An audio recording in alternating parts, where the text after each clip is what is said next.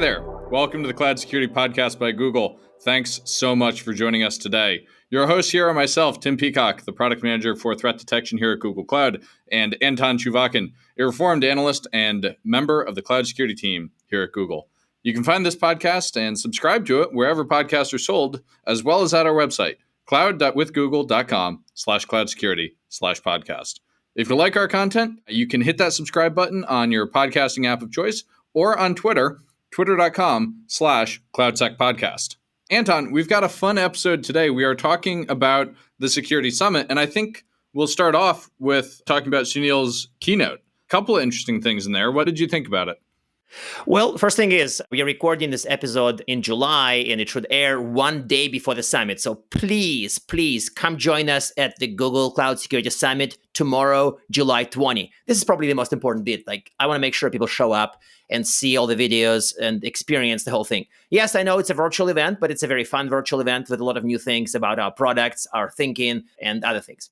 The event would start with a keynote that is called Making Invisible Security a Reality with Google. So to me, I've looked at a lot of materials we built in this theme, and there are a lot of things I see that I like. For example, we do know security for a lot of organizations feels like friction, feels like many layers, feels like a lot of bolt-on stuff, feels like stuff to buy on top of what they bought already. So I really appreciate the fact that we want to push security into an area where it's sort of there and it delivers, but it isn't necessarily in your face. I would be the first to know that it's probably not possible with every security control, and the keynote definitely covers some of that. So it's a fun keynote to watch. Is this the multi-decades long vision of security built in, not bolted on? It's tricky. I don't think it's as simple as built-in and bolt-on, because sometimes security, as the book we mentioned pretty much every episode mentions, security is an emergent property of the system. In that sense, neither built-in nor bolt-on. You can build the security in, but then you can build a system in such a way that it would be insecure, right? So I'd be careful with an old built-in bolt-on story, simply because there's more to security. There's more complexity in our field, in our chosen field of endeavor, cyber, right? Cyber. There is a lot of complexity there. So speaking of complexity, you and I are both presenters at the summit that's happening for listeners who are listening to this on the day it's released tomorrow. What are our two topics about, and what do we have to say for the world? So the fun part is I like the fact that we are talking about sort of parallel-ish products, right? Yeah. My presentation is about Chronicle and solutions around Chronicle, and yours is about the Security Command Center, right? That's right. Mine's about Security Command Center and what it can do for you. And for listeners who aren't familiar with those two products, how would you describe Chronicle? I'll take a pass at describing SCC, but you go first on what is Chronicle. You really put me on the spot here, because funny enough, Chronicle is a lot harder to describe than some other tools. For example, if I meet somebody for the first time, or if you wake me up at 3 a.m. and says, "Hey, Anton, what's Chronicle?" I would probably start my explanation by starting with a SIEM or security analytics, log analysis, threat detection platform. So I wouldn't necessarily say Chronicle is a complete SIEM today, because we have enough features, we cover enough use cases, but we also have some gaps between, say, Gartner's view of a SIEM. But we do cover a lot of modern SIEM use cases with the tool. And of course, it does mean on-premise as well, not only in GCP. That's very important. Mm-hmm. If I were to answer the question of what is Security Command Center, I would say in Gartner lingo, it's CWPP and CSPM. It is your one-stop shop within Google Cloud for native posture and workload protection in Google Cloud. I think I said Google Cloud a lot of times there, but you get the idea. And so then, speaking specifically about our presentations, I had some questions I wanted to ask you about it. So why don't we dive in on that? When I look at your presentation and I look at your slides, there's a lot of problems we're trying to solve with it. You've got more than 10 listed on one of the slides. What are the most important one or two things that Chronicle is trying to address today for an enterprise security shop? So this is a question that has been kind of going through my mind a lot in the last 2 years. And again, to use my 3 a.m. test, if somebody wakes me up at 3 a.m. and says, "Anton, what are the absolute key magical advantages of Chronicle?" I would probably go with speed and scale. Mm-hmm. Of course, every vendor now highlights scale, but there is scale as in your tool can scale, and there is a scale in terms of you can afford the tool to scale. Because sometimes when you pay per gigabyte, the tool would scale, but your wallet will not. So Chronicle is meant to scale both from the performance point of view, flat query speed, just like Google, but also from the cost point of view. Because we don't use the volume-based or log source-based pricing model, we can give you predictable economic scaling, not just well, the tool can scale, but your wallet would crash way before the tool does. So I used to be a big Elastic customer way back in the day, and we would joke that, with Splunk, you would have a coffee cup query. You would make a query, go away, get your cup of coffee, and come back. With Elastic, you also had a coffee cup query. You would make a query, and it would cost you a whole cup of coffee just to answer that one question. Yeah, if somebody charges you per query, that's not unlikely, but there's also somebody somewhere paying for hardware, for both of these tools. Yeah. Yes, we were managing it ourselves, and that was what our AWS bills worked out to. So I'll put $1 in the swear jar here for mentioning your blog, which usually you do, but you had a blog recently that said more or less, and I'll summarize for the audience, TI matching isn't a detection approach unless you hate your SOC. A lot of what I see in Chronicle is TI matching. What's the special thing in there going on that makes Chronicle TI matching not harmful to people's SOC? The blog post you have in mind on my Medium blog talks about how people naively get threat intel feeds from, public sources, like from free feeds or low-cost feeds, and they just throw those feeds into the SIEM and match them to logs, and then they naively expect that the intel matches to logs are great detections. They're not. They're not. Because they're not really good, and I've seen environments where this approach delivers 97% false positives, which is kind of incredible. You'd never think that's possible, but it is. I'm surprised it delivers 3% true positives. That seems high. There is that, yes. But so the challenge isn't that TI is bad for detection or you must hate your SOC to use it. The challenge is that people do it naively by applying poor quality, kind of like context quality threat intel to all logs instead of applying highly curated feeds to specific logs. Think about it. You have logs from your web server, connections hitting your DMZ in the old parlance, connections hitting your publicly exposed cloud resources. Are you going to match it to bad IP lists? Guess what? A bad IP tried to connect to your website. That sounds horrible, right? Oh, no. Wake people up at 3 a.m. But the stuff like that, I've seen people actually do, and it's kind of dumb. Yeah. And it destroys value, right? Totally. But when we match TI, we think of TI as kind of for heavily curated feeds. You can do detections. You can do retroactive detections. So you can have maybe intel showing up today, but logs showing up last month. And that's really useful, and it's much harder to do in other tools. We do detections of, fresh logs to fresh intel, but to really wake people up at 3 a.m., I would rely on a heavily curated feed. I would rely on maybe human curated feed by our team uppercase, or I would use other matches as my either hunting clues or as hints to pursue or as something that then gets fed into rules. Mm-hmm. So to me, TI is useful for detection, but naive TI matching to logs, especially to all logs, is a recipe for failure. I would buy that story completely, especially the idea of matching TI to your web server logs. That's just bonkers. The last thing I really wanted to pick at here, and it gets back to some of the Sunil content as well, is what does autonomic mean? Is this just like, and listeners, I'm doing jazz hands, but you can't see it. Is it just a fancy way of saying automatic, or does it mean something more beyond fancy automatic?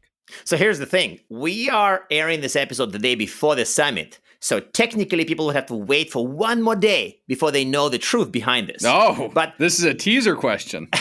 We'll give them a glimpse today. When I think about the autonomic approaches, I don't think about automated or about the degree of automation, because frankly, automatic SOC is a crazy idea, and it's a bad idea, frankly. If you've seen my blogs and blogs from other analysts, such as my former sort of colleagues at Forrester, the SOC without people is kind of a bad idea, and it's a bad idea for the foreseeable future. It's also an unworkable idea. Mm-hmm. So autonomic does not mean fire the SOC personnel. However, it does mean that we have to apply automation to SOC in a somewhat different manner, not only as a force multiplier, not only in a more traditional way to solve routine tasks, but we have to sort of hyperscale the people. We will have the SOC team, but we have to scale the people's resources at a different model, different approach, different scale. I'm being a bit vague. You will have to wait one more day to see the details. But that's why, to me, autonomic is not synonymous with automatic. Okay. It's kind of automated in a particularly smart manner, but absolutely not looking for getting rid of the people. That's impossible. Yeah, I agree that getting rid of the people is impossible. If it were at all possible, we would have figured out how to do that, at least in part by now.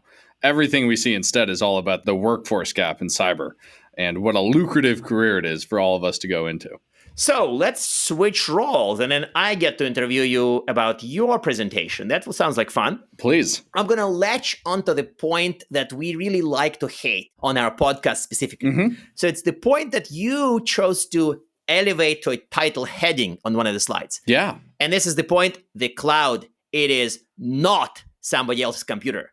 Because to me, the fear and the risk of people naively thinking that cloud is somebody else's computer is that they automatically apply all their knowledge from on-prem, all their playbooks, all their approaches to the cloud. Mm-hmm. Because, hey, it's just somebody else's computer. I can use all of my thinking going back to 1978 when you got into IT. Maybe not me. Yeah. You don't see that, but Tim made this sad face. And then they try to apply this thinking to the cloud. And the result is the extreme lift and shift, a lot of bad value. But sometimes people just flip too much the other way and they think cloud is completely different. You have to have a brain implant to use cloud, or you have to fire all the people and hire the cloud native people. Not true. So help me understand, how do you think about cloud is not somebody else's computer in the context of threat detection? Yeah, I think of it as an opportunity for people to, as I think it was Alyssa who said, update your playbooks. The needs of information security professionals don't really change in cloud. We still have to keep our data private. We have to keep our systems secure. We got to ensure uptime and reliability. But the terrain that we're defending has shifted. Sure, we still have compute instances. We still have the need to do detection on endpoints. But that's just one piece of the puzzle now. And just like with the Seth episode where we talked about onions versus garlic, I think in cloud, the model I'm starting to land on is really a 5 or 6 layer model of identity protections, API protections, cloud native and managed service protections. Host is one layer in here. Network is one layer in here. And that's where traditional security approaches live. This is where you'll find your EDR in cloud or your cloud IPS. And then on top of all of that is a whole new world of Kubernetes and, distributed containerized workload protection. And that takes on all kinds of different flavors given the nature of those workloads as compared to traditional approaches of installing applications on VMs or on physical machines. To me, the cloud is not just someone else's computer. Means, sure, there's computers, but there's a whole lot more as a defender you need to think about, which give you both new opportunities, but also new places where you can lose if you're not looking for threats there. Correct. So to me, maybe the consensus position is cloud is not just somebody else's computer, but absolutely, cloud involves computers, in our case, owned by Google. There is that. But it's the just that really destroys your line of thinking, and it just sends a train down the wrong path into the lift and shift and crazy expenses and, bad on-prem stuff deployed in the cloud and then ruined. Totally. So let's go talk about slightly more detailed version of this, and your presentation focuses on threat detection. Mm-hmm. I don't think you say directly cloud native in this case, but what makes SCC or the ETD threat detections cloud native? Why are they born in the cloud, and what does it mean for threat detection? Yeah, we actually had Julian on a couple weeks ago. He leads the detection and response efforts here at Google for Google's use of Google Cloud. A lot of ETD's capabilities today are co-developed with that team. So to the extent that from the beginning of our concepts of what we want to detect, it's really focused on cloud. Even from the stage of writing a PRD or a design doc, it's cloud native. In terms of what we're looking for with ETD as compared to, say, KTD or some of the other stuff I'm working on, ETD, event threat detection, is really focused on detecting threats at the identity, API, and cloud managed services layers, rather than, say, the host and network layers. And so it's super complementary to the kinds of detection that security teams already know and love from their on-prem days. I don't know about the love part. But what we're doing with ETD is really looking for the threats that target your cloud as a cloud, whether that's bad guys gaining persistence through anomalous IAM grants, whether that's account takeover that we can detect with UEBA now, things like that, where they're really cloud-specific threats that we're looking for in cloud-specific ways. Specific to containers, you had some really interesting ways to observe containers, like do introspection, do telemetry from containers, which don't have any on-premise equivalents. At least in my mind, they are truly cloud native because there's nothing of that sort on-prem, right? Yeah, absolutely. We're really excited about what's going on there. And in about 6 months, we're going to have this conversation again about a really even much more cloud native thing that I wish I could talk about today, but we'll talk about really, really soon. Well, there is that. Cloud native, I guess, has a scale, but for sure, SCC isn't a backport of an on-premise product. Some of our competitors in the market basically push products that were born on-prem into the cloud. And so to me, they may be good products. They may work well, but they're certainly not cloud native because where they were born, on-premise. That's right. So they're not cloud native, right? Like they may be cloud ported, but not cloud native. So let's go and touch about a little fun part of your product.